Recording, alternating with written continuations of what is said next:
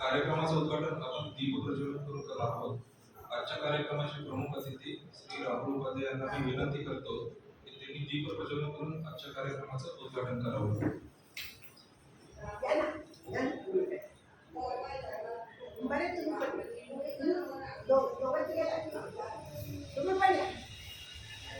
सगळे आज यंदा बंधू बनले. या दादा अनुपमा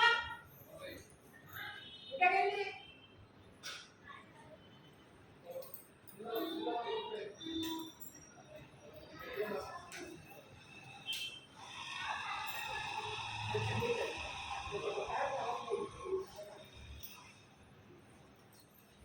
दिया दिया दीपकान पाणी कुंडल मोठीहा दिव्याला पाहून नमस्कार देवा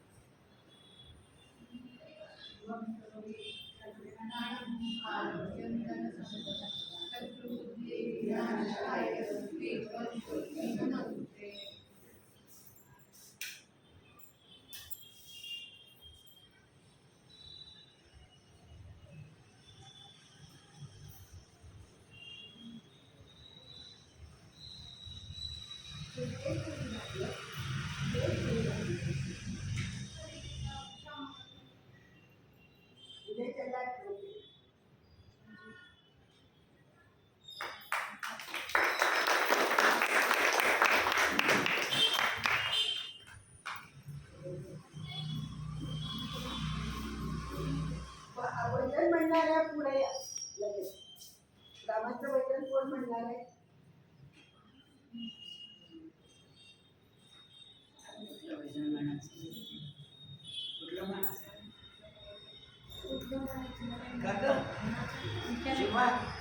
कुठलं वचन म्हणायचं? रामाचं वचन म्हणायचं.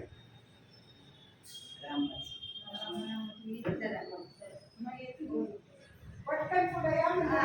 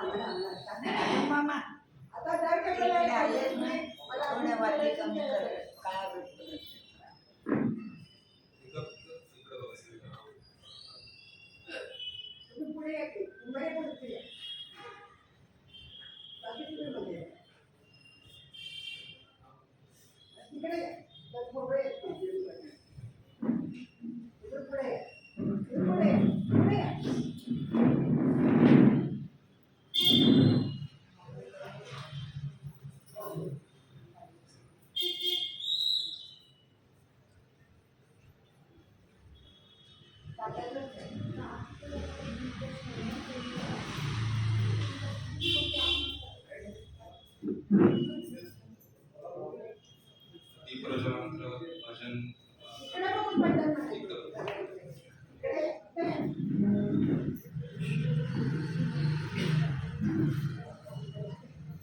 अजून तिकडे जा. अजून तिकडे जा. मागे सगळं राम नाम तू सदैव घेई तुझे नको रे काही. राम नाम तू सदैव घेई तुझे नको रे काही. मोक्षपदी तू जाशील मनुरा जन्म पुन्हा रे नाही. मोक्षपदी तू जाशील मनुजा जन्म पुन्हा रे नाही. स्नानाला तू नकोस जाऊ कधीच गंगा तीरी. स्नानाला तू नकोस जाऊ कधीच गंगा तीरी. पूजा पाठ घेऊन नको रे जाऊ नको मंदिरी. पूजा पाठ घेऊन नको रे जाऊ नको मंदिरी. हाजत खेळत संसारामध्ये परमेश्वर गुणगाई. हाजत खेळत संसारामध्ये परमेश्वर गुणगाई. तू जाशील मनुजा जन्म पुन्हा रे नाही. मोक्षपदी तू जाशील मनुजा जन्म पुन्हा रे नाही. वारकरी तू सदैव हो जाऊ नको पंढरीला. वारकरी तू सदैव होऊन जाऊ नको पंढरीला. हरे नामाचा गजर ऐकून विठ्ठल येई घराला. हरे नामाचा गजर ऐकून विठ्ठल येई घराला. मुलाले घरामध्ये तुले परमेश्वराच पाही. मुलाले घरामध्ये तुझे परमेश्वराच पाही. मोक्षपदी तू जाशील मनुजा जन्म पुन्हा रे नाही. मोक्षपदी तू जाशील मनुजा जन्म पुन्हा रे नाही. राम नाम तू सदैव घेई तुझे नको रे काही. राम नाम तू सदैव घेई तुझे नको रे काही. मोक्षपदी तू जाशील मनुजा जन्म पुन्हा रे नाही. मोक्षपदी तू जाशील मनुजा जन्म पुन्हा रे नाही. जन्म पुन्हा रे नाही. जन्म पुन्हा रे नाही. भगवान की जय. इकडे नाही. दोन सगळ्यांच्या वर. इकडे. आपण श्री शिवराय महाराज मठात दर बुधवारी वेगवेगळ्या विषयावरती आपण कार्यक्रम प्रवचन सत्संग आपण सादर करत आहोत. आजच्या कार्यक्रमाचा विषय आहे रामायणातील राम आणि आजचे खरी भाग 1. विषय खूप मोठा आहे, त्यामुळे आपण काही भागामध्ये आपण त्याचं प्रबोधन करणार आहोत. हा विषय घेण्यात आला श्री राहुल पादे. त्यांच्याबद्दल मी थोडक्यात त्यांचा परिचय करून देतो. त्यांचं इंग्लिश भाषा आणि साहित्यामध्ये MA झालेलं आहे. ते प्रोफेशनल अँकरिंग करतात, कंटेंट रायटर आहेत, सॉफ्ट स्किल ट्रेनर आहेत ते. आणि भगवद्गीतेवरती आंतरराष्ट्रीय कॉन्फरन्स झाले त्यात त्यांनी भाग घेतलेला आहे. ड्रीम फाउंडेशन सोलापूर तर्फे त्यांचं सहकार्य करण्यात आलेलं आहे. ते भास्कर ट्रेनिंग अकॅडमीचे ते डायरेक्टर आहेत. तर एकूणच त्यांचा हा व्यावसायिक परिचय आहे. त्यांचा धर्म आणि अध्यात्माबद्दलही खूप गाढा अभ्यास आहे. पण आजचा हा प्रबोधनचा जो कार्यक्रम हा त्यांचा हा पहिलाच प्रयत्न आहे अध्यात्मावरती प्रबोधन द्यायचा. पण विषय खूप सुंदर निवडलेला आहे रामायणातील आणि राम आणि आजचे कलियुग. कारण परमेश्वर पृथ्वी तलावर अवतार घेतो तो यासाठी की मानवी जीवन कसं आदर्श बनवता येईल, मानवाने कसं जगलं पाहिजे, कसं संकटांना तोंड देऊन आपलं जीवन एकदम सार्थक लावलं पाहिजे. तर त्याच विषयावरती त्याचं एक सगळ्यात चांगलं उदाहरण म्हटलं तर श्रीराम आणि कृष्ण. त्याच विषयावरती आपल्याला श्री राहुल गांधी आपल्याला प्रबोधन करणार आहेत. तर मी त्यांना विनंती करतो की त्यांनी आसन ग्रहण करून उपस्थितांना प्रबोधन करावं.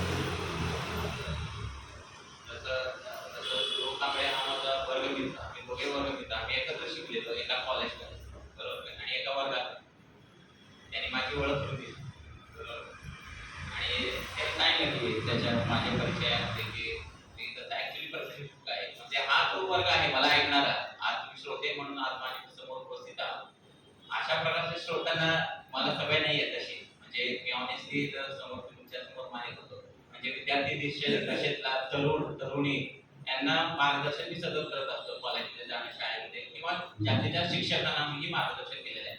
परंतु हा जो वयोगट आहे सध्या माझ्या समोर श्रोत्यांकडून तुम्ही उपस्थित आहात तर असं नाही म्हणणार की मी हा माझा नवा अनुभव आहे, प्रत्येक नवीन उपक्रम नक्कीच आहे माझा. तर त्यासाठी मला तुम्हाला सर्वांचं आणि शंकर महाराजांचं आणि शिवराय महाराजांचं त्यासाठी काय म्हणते एक शुभेच्छा आणि चांगले आशीर्वाद हवे आहेत. तर नक्कीच आपण या उपक्रमाला आणि प्रबोधनपर ही जी मालिका आपण राबवली आहे आणि त्यातला हा पहिला भाग आहे जो आता पहिलं पुष्प गुंतलं जाणार आहे. तर विषय काय आहे की रामायणातला राम कसा होता आणि आजचं कलियुग कसं आहे, आजचं वास्तव आपण ज्या युगात जगतोय त्याला म्हणतात की कलियुग. रामायण कोणत्या युगात झालं? त्रेता ते राम. त्रेता युगात रामायण घडलं, बरोबर का नाही? आणि आज चालू आहे म्हणजे सत्ययुग, त्रेतायुग, द्वापरयुग आणि आज चालू आहे कलियुग. तर अजूनही आज ताग आहे म्हणजे त्याला कित्येक वर्ष लोटून गेली म्हणजे काय म्हणतात दिपुला काढून बरंच पाणी वाहून गेलं तरी आजकाल आजही आपल्याला काय जाणवत आहे की ते अत्यंत रेलेव्हंट आहे. हे जे खंडकाव्य आहे वाल्मिकी ऋषींनी रचलेले खंडकाव्य म्हणजे हे कसं आहे म्हणजे काही सत्य असतं की जसं काय सूर्य पूर्वेला होतो, काल कुठे उगवला, कुठल्या दिशेला उगवला, उद्या कुठे उगवणार आहे, तसं रामायण कालातीत आहे, कालाच्या पलीकडे आहे. हे शाश्वत सत्य आहे, हे तात्पुरतं सत्य नाही आहे की आज हे झालं बाबा उद्याचं महत्व राहणार नाहीये, असं नाहीये. आज मला याच्याविषयी बोलावं वाटणे म्हणजे याच्यात नक्कीच काहीतरी कमाल आहे आणि आज नक्कीच धमाल होणार आहे एवढं मात्र करा. आणि आज एवढं मात्र मी सांगू शकेन की सत्राला सुरुवात करण्याअगोदर की अनेक धर्माचे फुगडे फुटणार आहेत म्हणजे तुम्ही कारण असं म्हणेन की करोना ही माझ्यासाठी एक संधी होती. त्या संधीनं मला रामायण शिकवलं. मी रामायणाचं वाचन अध्ययन केलं, ऐकलं बऱ्याच जणांना मोठ्या रामायणावरती जे प्रवचन चालतात तिथे ऐकण्याची संधी मिळाली मला. त्या 2 वर्षाच्या काळात माझ्याकडे म्हणजे थोडंसं मानसिक खच्चीकरण झालं होतं तर त्या काळात मला रामायणाकडून उभारी मिळाली असं सांगता येईल. तर याचं महत्व खूप आहे. 2 ताईंनी अत्यंत सुंदर असं वचन गायलेलं आहे. त्याच्यात राम नामाची मती कशी आहे हा मुद्दाही आज उपस्थित केला जाणार आहे. ठीक आहे. तर सुरुवातीला काही सूचना मी तुम्हाला देतो. कथा किंवा काही प्रसंग त्यातले वर्णिले जाणार आहे त्याबद्दल तुम्हाला काही सूचना आहेत. पहिली गोष्ट म्हणजे मी कुठल्या पक्षाचा सभासद नाही. रामायणविषयी म्हणजे इतकं सरसप नसतं हे अनुभवलेलं. मी तुमच्यासारखाच एक मध्यमवर्गीय सोलापुरात राहणारा एक युवक आहे, बरोबर? तुमच्यासारखाच आहे मी, एक माणूसच नाही. आता दुसरी गोष्ट आपल्यापैकी समाजात बहुतांशी जणांनी रामायण हे आपण दूरदर्शनवरती काय केलेलं आहे, ऐकलेलं आहे, पाहिलेलं आहे. परंतु मित्रजन तुम्हाला मी सांगू इच्छितो की रामायण पाहणं, ऐकणं आणि वाचणं जमीन आणि आसमानामध्ये जेवढं अंतर असतं की नाही त्यापेक्षा काही पटीनं अधिक अंतर आहे. जे तुम्हाला अनुभवता येईल फक्त वाचल्यानंतरच, त्याचा अभ्यास केल्यानंतरच. अरे आपण तर असं पाहिलं होतं परंतु ऍक्च्युली आजचे वक्ते काहीतरी वेगळं सांगत आहेत आपल्याला. मी तुम्हाला म्हणजे थोडंफार मी कन्व्हिन्स करण्याचा प्रयत्न करेन काही प्रसंगात.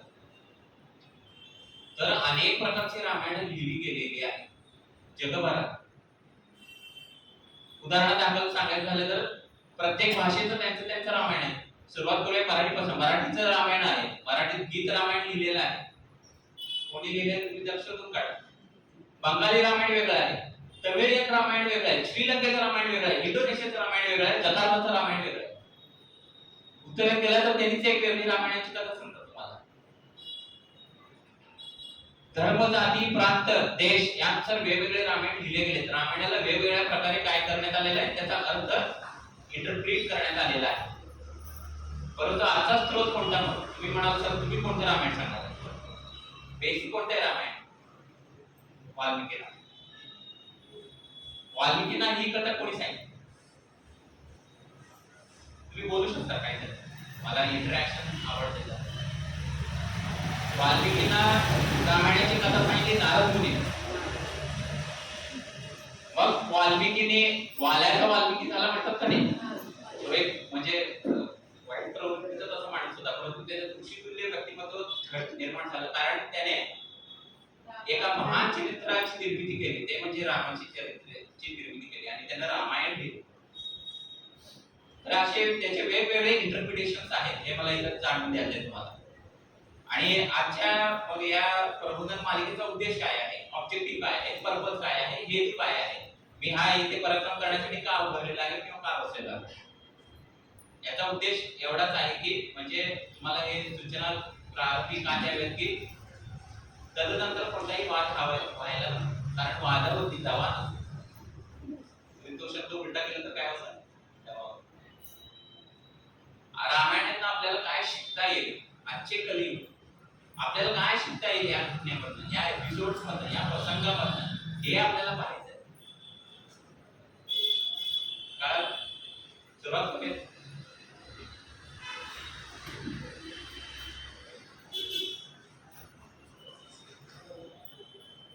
तर मला 1 तासाचा वेळ देण्यात आलेला आहे, त्याच्यात एक 6 ते 7 प्रसंगाचे रामायणातील अत्यंत महत्त्वाचे असे 6 ते 7 प्रसंगाचे प्रसंग मी वर्णन करणार आहे आणि त्यात आपल्याला काय शिकवण मिळते हेही आपण पाहू. पहिला आहे रामाचं वनगमन. कोणता विषय आहे रामाचं वनगमन. तो अरण्यात जातो, राहतो, 14 वर्षे राहतो, आपल्या पत्नीसोबत, आपल्या भावासोबत, हे आपल्या सगळ्यांनाच पाहिजे. थोडस त्याच्यावरती आपण प्रकाश टाकूया.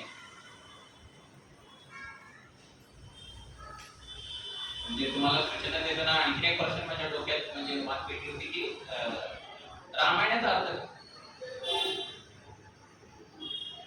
प्रश्न काय, रामायणाचा अर्थ काय, रामायण या शब्दाचा अर्थ काय. रामायण या शब्दाचा अर्थ असा आहे, राम आणि रमा. रमा म्हणजे कोण माहिती आहे, सीता. राम आणि रमा यांनी केलेलं अयन म्हणजे रामायण. अयन म्हणजे काय, मार्ग, प्रवास, यात्रा म्हणजे अशा प्रकारे त्याला शीर्षक दिलेलं आहे रामायण. मग आता पुढे ते रामाचं वनगमन. हिंदीमध्ये एक म्हण आहे, जो वन गया वो बन गया. काय म्हणतात आता, जो वन गया वो बन गया. फक्त एक त्याच्या पोटामध्ये एक रेख ओढायचे मनाचं. बडा वही हुआ जिसने हिजरत की. हिजरत म्हणजे काय, उर्दू शब्द आहे किंवा फारसी शब्द आहे, यात्रा, प्रवास.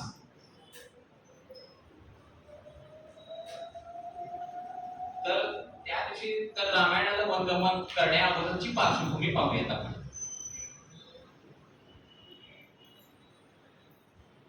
रामाचे वडील कोण, आणि जर तुम्ही विचारलं दशरथाचे वडील कोण, हा फरक आहे पाहणं आणि वाचण्यात. दशरथाचे वडील हा रघुवंश आहे, हे सूर्यवंशी आहेत, सगळे मोठे मोठे राजे होऊन गेले ह्याच्यात या वंशामध्ये. याला इक्ष्वाकु वंश असंही म्हणतात. काय, इक्ष्वाकु वंश, इक्ष्वाकु. आता हा इक्ष्वाकु शब्द जो आलाय का नाही, इक म्हणजे काय हिंदीमध्ये ऊस. याच्या ऊसाच्या रसाची महती आणि तो किती बहुगुणी आहे हे आपल्या सगळ्यांनाच माहित आहे. अशा प्रकारचा हा वंश होता. या वंशामध्ये या राजाचा किंवा रामाचा जन्म झाला होता. आता ठीक आहे, तर रामाचे पिताश्री म्हणजे वडील कोण, तर दशरथ. तर दशरथ एक दिवस असं संध्याकाळी एखादे आरशासमोर बसलेले असतात. आरशामध्ये ते आपला चेहरा निहाळत असतात. मग त्यांना कळतं की माझं वय होत आलेलं आहे, माझ्या चेहऱ्यावरती सुरकुत्या पडलेल्या आहेत आणि डोक्यामध्ये काही पांढरे केस पण आलेले आहेत. मग अचानक त्यांना एक विचार सुचतो की आता आपण आपल्या राज्याचा उत्तराधिकारी शोधायला सुरुवात करणं गरजेचं आहे.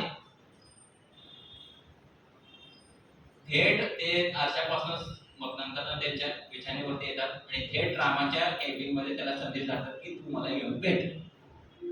विचार काय आलेला असतो की रामाला अयोध्येचा राजा बनवायचा. असं दशरथांचा ऑलमोस्ट निर्णय पक्का झालेला की उद्या तुझा राज्याभिषेक होणार आहे दशरथ काय सांगतात रामाला येऊन त्याच्या मुलाला काय सांगतात ते उद्या तू अयोध्येचा राजा होणार आहेस. मग तुम्हाला मध्यंतरीची ती कथा माहितच असेल. कोण येते मग मध्यंतरी त्या कथेत? कैकेयी येते. फक्त कैकेयी येत नाही, आणखीन एक येते त्याच्या सोबतीत ती येते असते मंथरा. ह्याच्यात आपल्याला शिकवण काय मिळते? A man is known by his company he keeps. तुम्ही कोणाच्या संगतीत असता त्या प्रकारचे विचार त्यांचा असर तुमच्यावरती पडत असतो. त्या माणसाचा रंग, त्या विचाराचा रंग तुमच्यावरती पण चढत असतो. हे आपल्याला कैकेयी आणि मंथराच्या रिलेशनशिप मधनं दिसून येतं. मग ते तिनं सगळं ते डाव करते. मग ऍक्च्युली आता बघा तुम्ही, संध्याकाळी ज्या रामाला दशरथाने बोलून सांगितलेलं असतं की उद्या मी तुझा अभिषेक करणार आहे, राज्याभिषेक होणार आहे आणि तू अयोध्येचा राजा होणार आहे. परंतु ही बातमी क्षणात बदलते. रामाला आनंद झालेला असतो, मी अयोध्येचा राजा होणार आहे, मी उत्तराधिकारी आहे, उद्या उद्या मी राजा असणार आहे, मी राजगद्दीवरती बसणार आहे उद्या. पुन्हा एकदा बोलवलं कोणाला? रामाला. दशरथाचा आदेश असतो, एका राजाचा आदेश असतो, तो पाळलाच पाहिजे. ते उद्या सांगतात. कैकेयीचं आणि त्यांचं सगळं बोलणं होतं ते तुम्हाला सगळं माहितच आहे, ती कथा मी सांगायला नको. मग त्यावर ते सगळं काय होतं की कैकेयीचं मागणी काय असते की भरताला तू दिलं पाहिजे हे राजगद्दी, तो राजा झाला पाहिजे अयोध्येचा. मग ते सगळं झाल्यानंतर त्यांची संभाषण वगैरे ते रामाला बोलवलं जातं आणि पुन्हा रामाला सांगितलं जातं की उद्या तुला सगळी राजवस्त्रचा त्याग करून तुला वल्कल म्हणतात, त्याला वल्कल वस्त्र पधारून तुला काय करायचंय? वनगमन करायचं. आता तुम्ही रामाचा ऍटिट्यूड बघा, त्याचं रिॲक्शन बघा, तरीही तो आनंदीच आहे. ही बातमी ऐकल्यानंतर पण काय आहे? राम आनंदीच आहे. जेवढा आनंद त्याला दशरथाने म्हटलं की तू राजा होणार आहे, तेवढा आनंद त्याला तेव्हा झाला होता ना, तोच आनंद आणखीही त्याच्या हृदयी कायम आहे. असं त्याला वाटलं नाही की मी काहीतरी गमावलेलं आहे. There is no feeling of loss. असं त्याला अजिबात वाटलं नाही की मी काहीतरी गमावत आहे. त्याने पॉझिटिव्ह ऍटिट्यूड शिकता येतो आपल्याला इथं या एपिसोडमध्ये. अजिबात तो काय आपली अवस्था कशी झाली ती तुम्ही असा विचार करा. आता वडील आजच्या कलियुगातल्या वडील जर तरुणाला म्हणत आहे उद्या तो राजा होणार म्हणजे साहजिक आहे, ओके तो ती फिलिंग पचवू शकेल. परंतु पुन्हा दुसरं विधान पचवू शकेल का आजच्या वडिलांचं? हे मुलगा तुला इथून उद्या तू राजा वगैरे काय होणार नाही, सगळी राजवस्त्रांचा त्याग करून सगळ्या तुला राजकीय ज्या सुविधा आहेत त्याचा त्याग करून तुला वनामध्ये राहायला जायचं आहे असं म्हटल्यावरती आजच्या मुलांचं उत्तर काय येईल वडिलांना? तुम्ही विचार करा. काय मी सांग बहुतेक असं म्हणेल, मला असं वाटतंय मी कशाला जाऊ म्हणा, तुम्ही जावं. परंतु तो काय होता? तो राम होता. आणि तो नसता राम होता, तो श्रीराम होता. रामाला ऍक्च्युली श्रीराम करण्याचं काम कोणाचं माहिती आहे का? कैकेयीच आहे. आपल्याला कैकेयीविषयी बरेचसे भ्रम आहेत, परंतु तसं नाहीये. रामाला जो पराक्रम करण्याला भाग पडणारी कोण आहे माहिती आहे का? रामाची सगळ्यात आवडती आई कोण माहिती आहे का? कैकेयी. माता कैकेयी म्हणतात तिला. आणि कैकेयी साधी सुधी स्त्री नव्हती, ती फार खंबीर अशी योद्धा होती ती. कैकेयीनं राजा दशरथाला अनेक वेळा लढाईमध्ये मदत केलेली आहे. योद्धा होती ती, शी वॉज अ वॉरियर. एक वेळा काय झालं होतं माहिती आहे का? राजा दशरथाचं म्हणजे ते रथाचं हे असतं का नाही, त्याला काय इंग्रजी त्याला ऍक्सेल म्हणतात, ऍक्सेल. ते शाफ्ट असतं का नाही, ते मोडलं होतं. आरी मोडली होती त्या चाकाची. या बाईला लिटरली हात विचार करा, ती मजबूत आणि तिची स्ट्रेंथ आणि तिची ताकद आणि तिची शक्ती काय असेल. एवढे उदाहरण.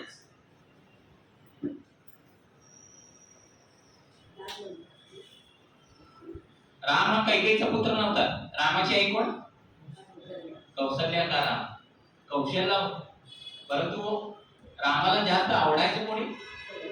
कैकेयी. हे राम आणि कैकेयीमध्ये ठरलं होतं राम लहान असताना की तू मला वनाला पाठवायचंय. जो वन गया वो बन गया. राम श्रीराम का झाला याच्या पाठीमाग कोण आहे? स्त्रीच आहे, कैकेयी आहे.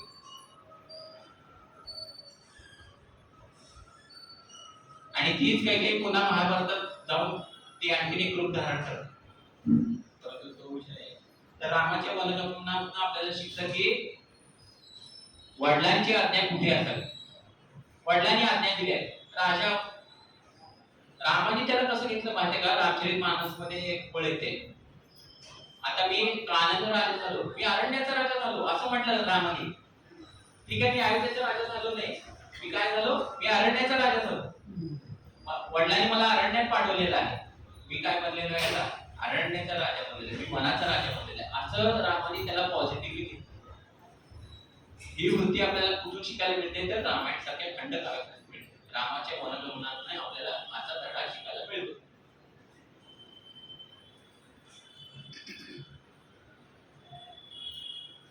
आता म्हणजे सुरुवातीला आपण काय बघितलं होतं की रामनामावरती चांगलं असं पूजन काय असं काय म्हणतात की रामाचं नावाच्या जप करावं. रामनामाची महती काय? किंवा तुम्हाला माहित असेल बरेचसे आता हे बरेचसे लोक भेटले काय म्हणतात? राम राम म्हणतात. काय म्हणतात? आपण सगळ्यांनी बोलले राम राम, बरोबर आहे. ग्रामीण भागात बऱ्याचशा स्पेशली महाराष्ट्रातल्या खेडेगावात बरेचसे लोक भेटल्यानंतर काय करतात की राम राम. हे दोनदा राम राम म्हणण्याचा अर्थ काय माहिती आहे का तुम्हाला? बघा ही संस्कृती कशी रुजली आहे. फक्त दोनदा जेव्हा तुम्ही राम राम म्हणता का नाही, it is equal to 108 times. 108 वेळा रामनामाचं जप केल्यासारखं आहे. कसं तुम्ही म्हणाल असं कसं? दोनदाच म्हणतोय ना आपण राम राम, 108 वेळा कसं काय सांगतो मी. हिंदी वर्णमालेत र हे 27वां अक्षर. कितवं? 27वां अक्षर. जरा बेरीज करत चाल. र आ हे कितवं अक्षर आहे? दुसरं. 29. म हे 25वां अक्षर आहे. तिन्हीची बेरीज किती झाली? बघ 27 2 29 अधिक 25 एकूण 54. दोन वेळा राम राम. राम राम म्हणा सगळे. राम नामाची महती बघा. विज्ञानाच्या पाठीमागं व नाही गेले, त्यांना राम राम म्हटलं की पण राम राम म्हणतात. बघा राम नामात किती सामर्थ्य आहे, किती शक्ती आहे, किती ताकद आहे. फक्त दोन म्हटलं तरी बास आहे. आणि या दोन्ही शब्दात आपल्याला काय शिकता येतात? राम सीता. किती साधं सोपं आणि किती सुटसुटीत आणि किती काटकसरीपणा त्याच्यात दाखवलेला आहे. राम आणि सीता हे कशाचे आहेत? मिनिमॅलिस्टिक ॲटिट्यूडचे प्रतीक आहे. राम आणि सीता हे काय आहे? म्हणजे कधीही काय म्हणतात? माई कधी पण म्हणतात नेमकं मोजकं हवं तेवढं गरजेचं आपलं वागणं असावं. जिथे कुठे फापट पसरा आला तिथे राम सीता येते. तर ही मिनिमॅलिझम शिकण्याची गोष्ट कुठून येते माहिती का? ती रामायणात. आणखीन एक प्रसंग सांगतो तुम्हाला. कुठला? समुद्र मंथन. समुद्र मंथनात काय आलं होतं? एका बाजूला अमृत आलं होतं आणि दुसऱ्या बाजूला कोणी धारण केलं ते? म्हणून त्याला नाव पडलं नीलकंठेश्वर. कारण त्याने गळ्यामध्ये विष धारण. मग त्याला ही शक्ती मिळाली कुठून? कशामध्ये विष धरण्याची किंवा फेटल पॉइझन धरण्याची शक्ती मिळाली कुठून? राम राम. कुठून करतात?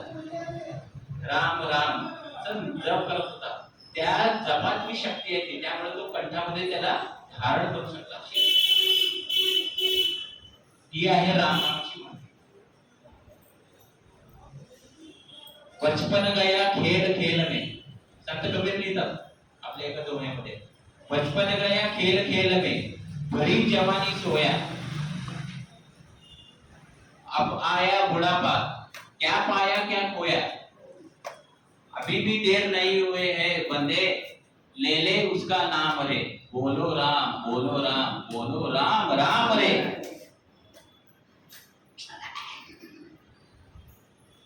आयुष्याच्या शेवटच्या टप्प्यात तरी ऍटलिस्ट आपण काय करायला पाहिजे, रामनामाचा जप अवश्य केला पाहिजे. तुम्हाला एक पर्सनल एक्सपिरियन्स सांगतो. मी एका ठिकाणी कामाला होतो आणि संध्याकाळच्या वेळेत मी काय करतो, तो तिथे हनुमानाच्या मंदिराला मी भेट द्यायला, दर्शन घ्यायला जात होतो आणि तिथे एक गृहस्थ दररोज यायचे. मी पण